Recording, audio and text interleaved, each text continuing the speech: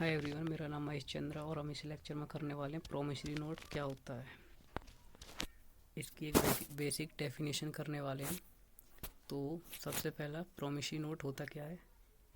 ये एक legal document होता है with which state that borrower promise करता है to pay lender specific sum of specific date on demand.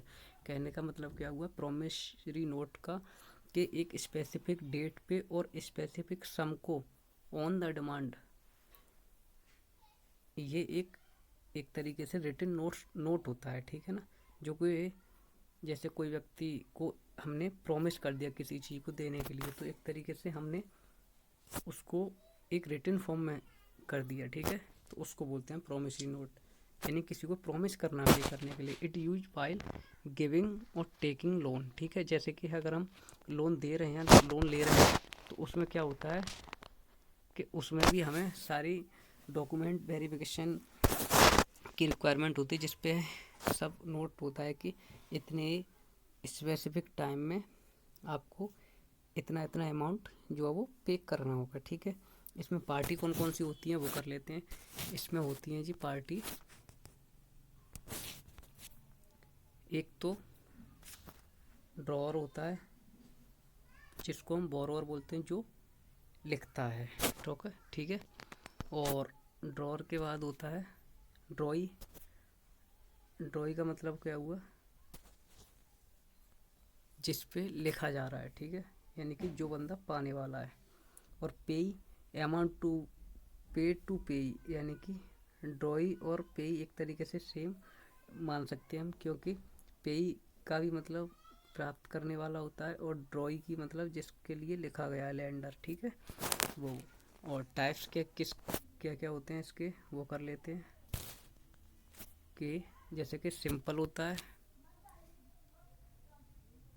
Demand भी होता है, पर्सनल होता है, कॉमर्शियल होता है, उसके बाद रियल एस्टेट, इन्वेस्टमेंट, सिक्योर और अनसिक्योर, यानी कि इतने इतने तरीके के ये होते हैं। जैसे सिंपल भी होता है, डिमांड भी होता है, पर्सनल भी हो सकता है कि कोई दो व्यक्ति आपस में भी कर सकते हैं इसको।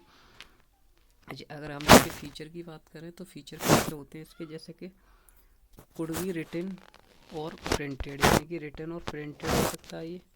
Promise to pay on specific date on demand, क्योंकि भाई अगर आप किसी को प्रॉमिस कर रहे हैं तो स्पेसिफिक डेट के लिए और डिमांड पे करेंगे।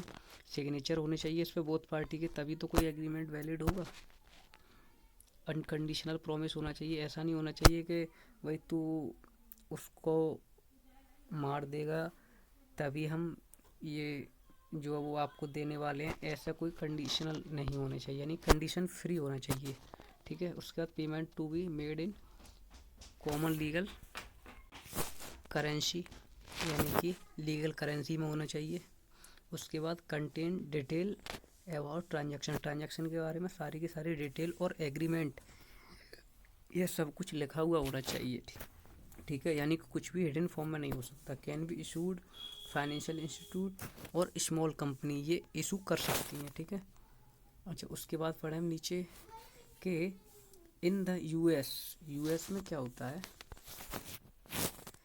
कि there is a concept of promissory notes when taking some type of student loan, यानी कि स्टूडेंट लोन के लिए भी इसका यूज किया जाता है। प्रोमिसरी नोट जो होता है आर वेरी पॉपुलर है among the corporate as well, यानी कि कॉरपोरेट जो भी है ना, जो बिजनेस वगैरह करती है कंपनी या व्यक्ति, तो उसके लिए भी ये इम्पोर्टेंट हो जाता है। क्योंकि कोई भी काम कर रहे हैं हम उसमें, तो एक तरीके से जैसे कि पैसे का लेन देन हो रहा है या किसी भी सामान का हो रहा है, तो उसके लिए हम एक तरीके से वही एक तरीके से रिटन फॉर्म में हम कुछ दे कर देते हैं कि भाई इस स्पेसिफिक टाइम पे हम आपको आपका पैसा वापस कर देंगे, ये यानी कि रिटन फॉर्म में कोई भी चीज़ देना, ठीक है। तो लेक्चर बस यहीं पे कंप्लीट होता है हमारा।